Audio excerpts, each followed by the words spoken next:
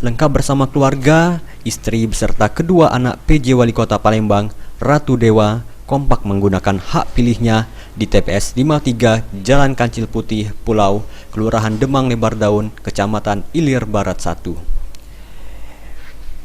PJ Wali Kota Palembang, Ratu Dewa mengatakan agenda pemilu yang diadakan 5 tahun sekali ini dimanfaatkan dengan sebaik mungkin.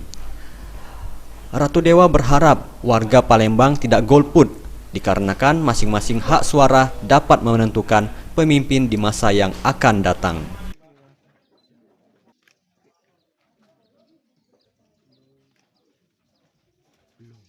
Hari ini saya dengan keluarga, istri dan anak-anak bisa mencoblos, memberikan hak suara sebagai warga negara yang baik di TPS 53 Kelurahan Demang Lebar Daun, Kecamatan Ilir Barat 1. Saya kira ini adalah peristiwa yang cukup bersejarah karena kita akan menentukan pemimpin dan wakil rakyat 5 tahun ke depan. Dan harapan saya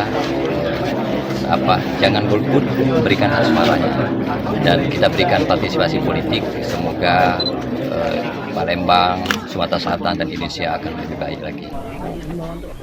Setelah mencoblos di TPS 53, Ratu Dewa meninjau TPS lainnya dengan PJ Gubernur Sumsel dan instansi terkait. Hafidz Zainul, PAL TV.